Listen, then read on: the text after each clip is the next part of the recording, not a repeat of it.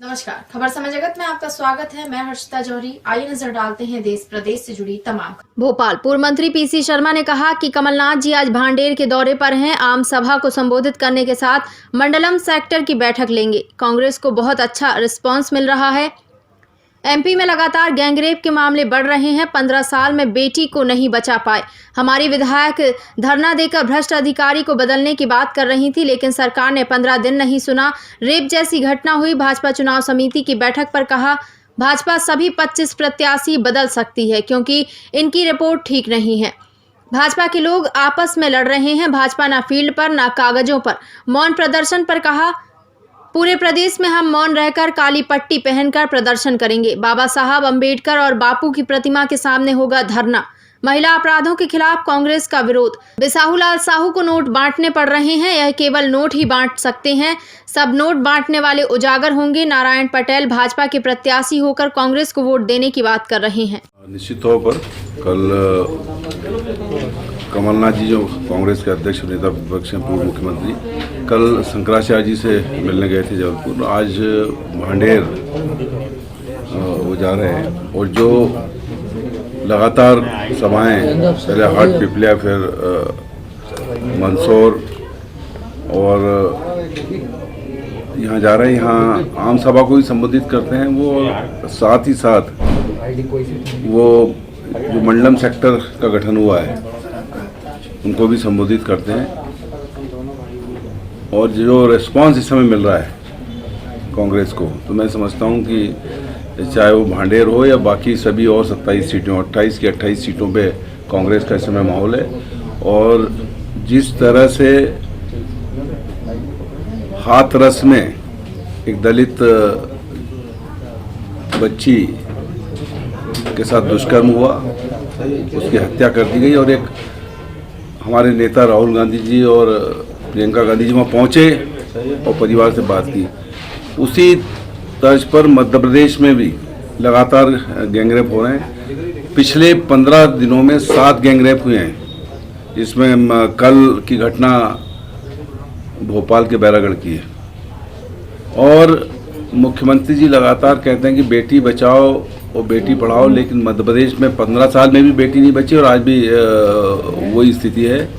और जो नरसिंहपुर की घटना थी, जिसमें हमारी विधायक सुनीता पटेल बार बार कही थी, धरने पे बैठी 15 दिन तक, विधानसभा के सामने बैठी, लेकिन सुनी नहीं गई। अल्टीमेटली जो उन्होंने कहा था कि ये यहाँ के जो एडिशनल एसपी और पूरा पुलिस स्टाफ है, ये पूरी तरह से वहाँ पर माफियाओं को सपोर्ट करता है और गुंडे बदमाशों पे कोई रोक नहीं है। और यही वजह है कि दलित महिला के साथ वहाँ पे गैंगरेप होता है। जब उसके जेठ और उसके पति वहाँ जाते हैं थाने में रिपोर्ट करने, तो उनको थाने में बैठा लिया जाता है। अल्टीमेटली उनकी रिपोर्ट नहीं लिखी जाती और वो आत्महत्या कर लेती है। इस तरह के रोज केस हो रहे हैं भोपाल में। अगर आज देखें समाचार पत्रों को, तो आत्महत्याओं का पूरा पेज भरे हुए हैं। रेप से की खबरों से पेज भरे हुए हैं। ये हालत आज मध्य प्रदेश की कर दी है। कानून व्यवस्था पूरी तरह ध्वस्त हो चुकी है और ये मांग है हमारी कि मुख्यमंत्री को इस्तीफा देना चाहिए। सर, बीजेपी कल केंद्रीय चुनाव समिति मौन प्रदर्शन है। बाबा साहब अम्बेडकर की मूर्ति पर हम लोग भोपाल में अभी 12 बजे बैठेंगे काली पट्टी लगाकर, कि जिस तरह से मध्य प्रदेश में बेटे बहू की इज्जतें, महिलाओं की इज्जत नहीं बच पा रही, उनकी लाज नहीं बचा पा रही है सरकार, इसके खिलाफ हम यहाँ पर देंगे। और हाथरस में जो घटना हुई है उसके खिलाफ भी देंगे। जो आक्रोश पूरी जनता में है मध्य प्रदेश की, इसमें हम लोग बैठने वाले हैं। और पूरे मध्य प्रदेश में बाबा साहब अम्बेडकर या महात्मा गांधी उनकी मूर्तियों पर कांग्रेस जन आज बैठ के विरोध करेंगे कि ये सरकार, जो भी लोग हैं पूरे गिरफ्तार भी नहीं हुए हैं 7 जगह, और फास्ट ट्रैक में मुकदमा चले। और जैसे मांडवा बस्ती का कमलनाथ जी के ज़माने में 1 महीने में फांसी की सज़ा सुनाई गई थी, वो होना चाहिए। ये हमारी मांग है और मुख्यमंत्री इस्तीफा दे, इसलिए आज बैठेंगे वहाँ। और दूसरा जो हम लोगों ने मार्च किया था और कहा था कि मूर्तियों की जो ऊंचाई है उस पर कोई बंदिश नहीं लगाएं, टेंट की परमिशन दें, क्योंकि सब रोजगार से जुड़ा हुआ है।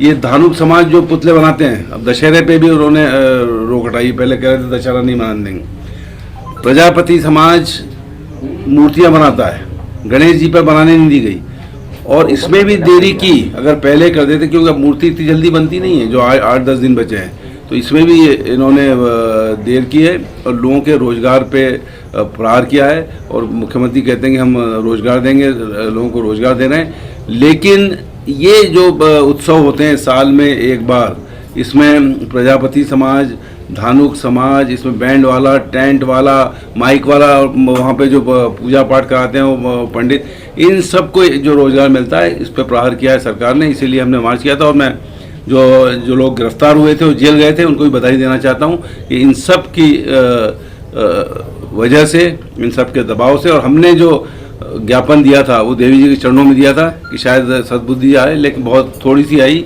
और ये आयोजन करने के लिए अनुमति दी गई। सर एक सवाल और है सर, वो आपके पुराने साथी बिसाऊ लाल साहू जी नोट बांट रहे हैं, जो नारायण पटेल हैं वो कह रहे हैं कि कांग्रेस को वोट दो।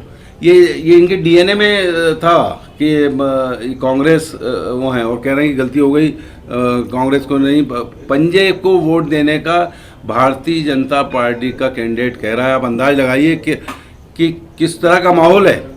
और ये जो नोट बांटने की घटना है, ये तो आप नोट कर लेना, ये केवल नोट बांटेंगे, जैसे इन्होंने ये 25 लोगों को नोट बांटे हैं, अब ये जनता में घुस के नोट बांटने का प्रयास करेंगे। लेकिन कांग्रेस के लोग सजग हैं, जैसे ये उजागर हुआ है बिसाऊ लाल सिंह जी का, बाकी का भी उजागर होगा।